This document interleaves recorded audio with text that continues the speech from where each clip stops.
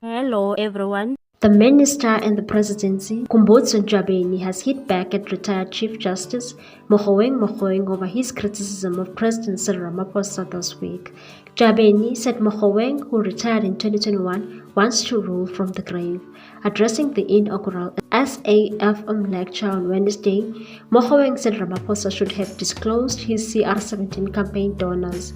This was in relation to the donations made to Ramaphosa's campaign for the ANC presidency in 2017. Njabeni said, on the comments of Mogoeng, they are unfortunate because he had a minority judgment on that, and it's unfortunate that he wants to rule and express a view from the grave. In a speech delivered on Wednesday evening, Mogoeng said the possibility of activating the transformative constitutionalism and legal machinery and to ensure accountability, responsiveness and openness lies with the fundamentals of how one ascends to the highest position in the political party and by extension to the highest offices of the state, and said, who facilitates a politician's upward mobility is a question that must necessarily and relentlessly exercise our minds. For the biting truth is that there is no free lunch in this world.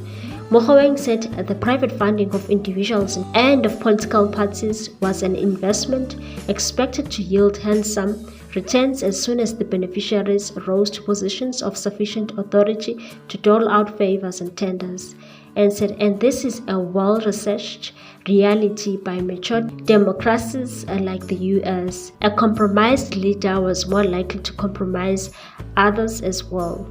When people or entities other than the then Deputy President's party gave him sponsorship or financial assistance for the purpose of realizing his ultimate political dream, he was, by accepting help or allowing others to accept help on his behalf, exposing himself to a situation involving the risk of conflict. That sponsorship or financial assistance to help him rise to the highest political office is most likely to induce a favorable disposition towards those who stood by him when help was sorely needed. And that is what the risk of conflict sought to be averted through these legal instruments or the duty to disclose entails. Mogoeng said private funders do not thoughtlessly throw their resources around. They do so for a reason and strategically, and said some pour in the resources because the policies of a particular party or independent candidate resonate with their world outlook or ideology.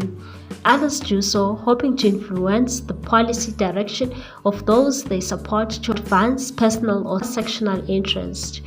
Money is the tool they use to secure special favors or selfishly manipulate those who are required to serve and treat all citizens equally. Unchecked or secret private funding, including from other nations, could undermine the fulfillment of constitutional obligations by political parties or independent candidates, and by extension, the nation's strategic objectives, sovereignty, and ability to secure a rightful place in the family of nations. Our freely elected representatives cannot help build a free society if they are not themselves free of hidden potential bondage or captivation. Why would anybody not want to know who is helping them, and how reasonable, practicable is that anyway? And why would they want their benefactors to be known to Parliament or the public? He said Ramaphosa therefore had the duty to know, if he did not know already, who was funding his campaign, and to disclose that the personal benefit compositely as a benefit from the CR17 campaign as an entity, and or more appropriately from each donor with a specified amount. This will be so that Parliament and the public will know who was helping or had helped him perform better than his competitors and enabled him to become ANC president and a few months later President of the Republic.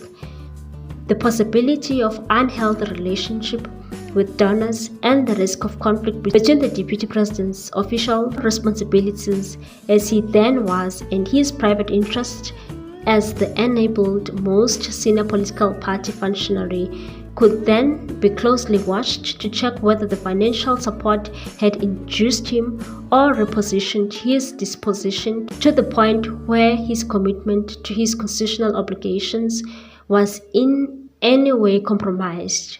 Mogoeng said that this is what fundamental values of openness and accountability, as well as the regulatory framework, seek to address. During the course of investigation into 500,000 rands donation by Bosasa, former public protector Cyril Ramaphosa concluded that Ramaphosa failed to disclose donations made to him in his CR17 campaign during 2017 in his capacity as deputy president of the country.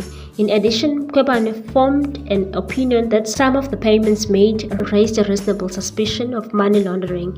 However, her report was set aside by the full bench of Pretoria High Court and her appeal was dismissed by the Constitutional Court in 2021, but Mogoeng, then Chief Justice, penned a dissenting judgment agreeing with her findings. What's your take on this one, people? Thanks for watching. Please subscribe for more news.